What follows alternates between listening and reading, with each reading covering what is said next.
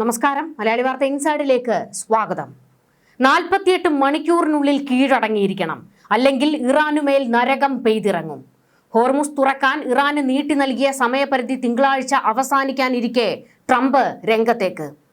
സമയം അതിവേഗം അവസാനിക്കുകയാണെന്നും ഭയാനകമായ പ്രത്യാഘാതങ്ങൾ നേരിടേണ്ടി വരുമെന്നും ട്രംപിന്റെ മുന്നറിയിപ്പ്. തന്റെ സമൂഹ മാധ്യമമായ ട്രൂത്ത് സോഷ്യൽ വഴിയായിരുന്നു ട്രംപ് ഇറാന് അന്ത്യശാസനം നൽകിയത്. യുദ്ധത്തിൽ നിന്ന് പിന്മാറ്റമല്ല, ഞാൻ മാറി നിന്നത് ഇറാനെ നരകം കാണിക്കുന്നതിന് വേണ്ടിയാണ്. ആക്രമണത്തിന്റെ അടുത്ത ഘട്ടത്തിലേക്ക് അമേരിക്ക എത്തിയിരിക്കുന്നു.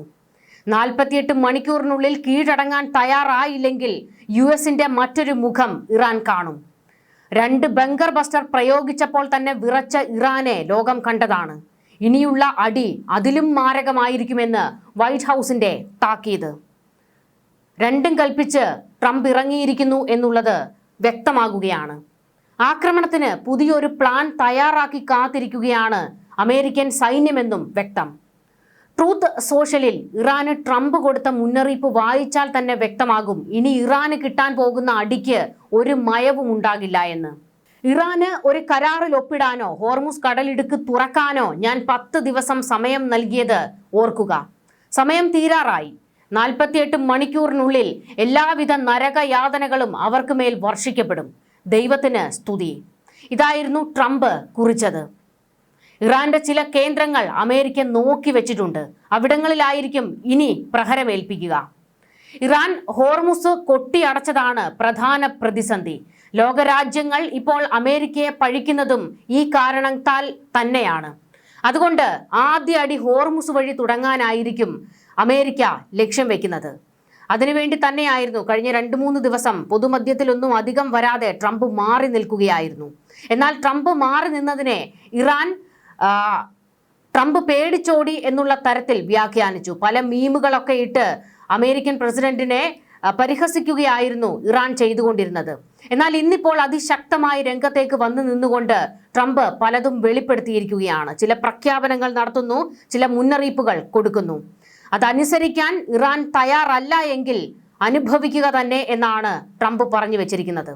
എന്നാൽ ഡൊണാൾഡ് ട്രംപിന്റെ ഈ വെല്ലുവിളിക്ക് ഇറാൻ ഇപ്പോഴും മറുപടി കൊടുത്തുകൊണ്ടിരിക്കുന്നത് അങ്ങനെ അമേരിക്കയുടെ ആട്ടത്തിന് തുള്ളാൻ നിൽക്കുന്ന രാജ്യമല്ല ഇറാൻ എന്നും ഈ ഭീഷണികൾ ഞങ്ങളോട് വേണ്ട എന്നുമാണ്.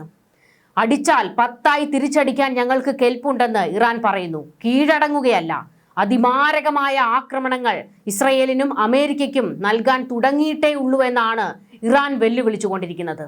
അതായത് 1 ഇഞ്ച് പിന്നോട്ടേക്കില്ലാതെ മെരുങ്ങാതെ ഇറാൻ നിൽക്കുകയാണ്. എന്നാൽ തിങ്കളാഴ്ച സമയം അവസാനിക്കാൻ പോകുകയാണ്.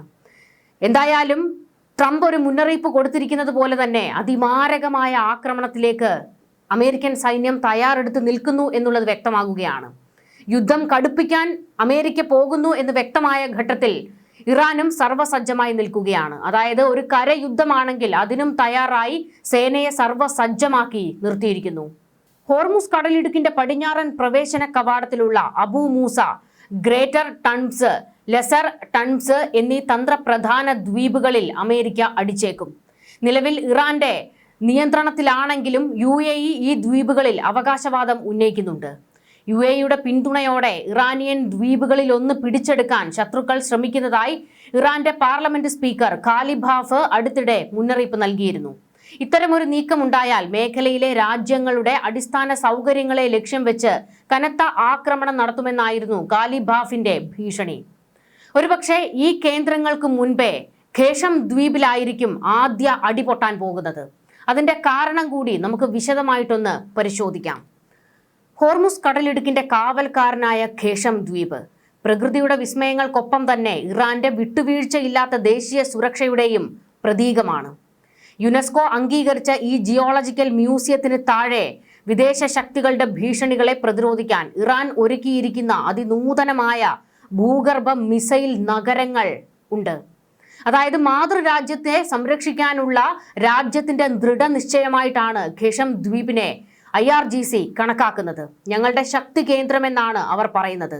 ഈ ശക്തി കേന്ദ്രത്തിലായിരിക്കും അമേരിക്ക ഒരുപക്ഷെ ആദ്യം അടിക്കാൻ പോകുന്നത്. അതായത് 48 മണിക്കൂർ അവസാനിക്കുമ്പോൾ. അതിന് കാരണം ഇറാൻ മിസൈൽ ശക്തിയിൽ ഇപ്പോഴും മുൻപിലാണെന്ന് അമേരിക്കയ്ക്ക് ബോധ്യപ്പെട്ടിരിക്കുന്നു. വില കുറഞ്ഞ ഡ്രോണുകളൊക്കെ ഉപയോഗിച്ചിട്ടാണ് അമേരിക്കയുടെയും ഇസ്രയേലിൻ്റെയും മിസൈലുകളെയും പോർ വിമാനങ്ങളെയും വരെ ഇറാൻ ഇപ്പോൾ നേരിടുന്നത്. അതുകൊണ്ട് ഇറാന്റെ സൈനിക ആയുധ ശക്തി എത്രയും പെട്ടെന്ന് ക്ഷയിപ്പിക്കുക എന്നുള്ള നീക്കമാണ് അമേരിക്കയ്ക്ക് മുൻപിലുള്ളത്. അതുകൊണ്ട് തന്നെ അവരുടെ ശക്തി കേന്ദ്രങ്ങൾ, മിസൈൽ കേന്ദ്രങ്ങൾ, ആയുധ കേന്ദ്രങ്ങൾ, ആയുധപ്പുരകൾ, ആയുധ നിർമ്മാണ കേന്ദ്രങ്ങൾ, ഇവിടങ്ങളിലെല്ലാം അമേരിക്ക കയറിയടിക്കും. സാമ്രാജ്യത്വ കടന്നുകയറ്റങ്ങൾക്കെതിരെയും ഉപരോധങ്ങൾക്കെതിരെയും ഇറാൻ കെട്ടിപ്പടുത്തിരിക്കുന്ന ഈ സൈനിക ശൃംഖലകൾ മേഖലയിലെ സമാധാനം ഉറപ്പിക്കുന്നതിനുള്ള ഒരു മുൻകരുതൽ കൂടിയാണ് എന്നാണ് ഇറാൻ പറഞ്ഞു വയ്ക്കുന്നത്. അതായത് അവരുടെ തന്ത്രപ്രധാന കേന്ദ്രമാണ് ഖേഷം ദ്വീപ്. ഇറാനും അമേരിക്കയും തമ്മിലുള്ള സംഘർഷം ശക്തമാകുകയും പശ്ചിമേഷ്യയിൽ സൈനിക സമ്മർദ്ദം ഉയരുകയും ചെയ്ത സാഹചര്യത്തിൽ ഖേഷം ദ്വീപ് തന്റെ പഴയ വിനോദസഞ്ചാര മുഖം വിട്ട് ഒരു മുൻനിര പ്രതിരോധ കോട്ടയായി മാറിയിരിക്കുകയാണ്.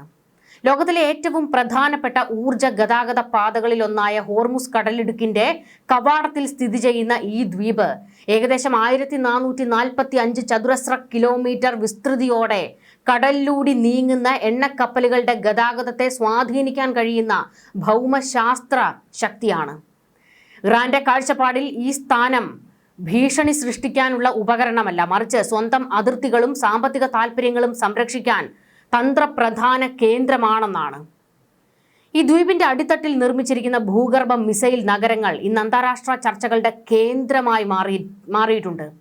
മലനിരകളുടെയും പാറക്കൂട്ടങ്ങളുടെയും അടിയിലായി വ്യാപിച്ചു കിടക്കുന്ന ഈ രഹസ്യ ശൃംഖലകൾ മിസൈലുകൾ സൂക്ഷിക്കാനും അതിവേഗത്തിൽ വിന്യസിക്കാനും കഴിയുന്ന വിധത്തിലാണ് രൂപകൽപ്പന ചെയ്തിരിക്കുന്നത്. ഫാസ്റ്റ് അറ്റാക്ക് ബോട്ടുകൾക്കും തീരദേശ പ്രതിരോധ സംവിധാനങ്ങൾക്കും പിന്തുണ നൽകുന്ന ഈ സംവിധാനങ്ങൾ ഹോർമുസ് കടലിടുക്ക് നിയന്ത്രിക്കാൻ ഇറാനെ സഹായിക്കുന്നു എന്ന് വിദഗ്ധർ വിലയിരുത്തുന്നു. എന്നാൽ ഇറാന്റെ നിലപാട് വ്യക്തമാകുന്നത് ഇതിലൂടെയാണ്. ഇതൊരു ആക്രമണ വ്യൂഹമല്ല, മറിച്ച് ദീർഘകാലമായി നേരിടുന്ന ഉപരോധങ്ങളും സൈനിക സമ്മർദ്ദങ്ങളും മുൻനിർത്തിയുള്ള പ്രതിരോധ സംവിധാനം മാത്രമാണെന്നാണ്.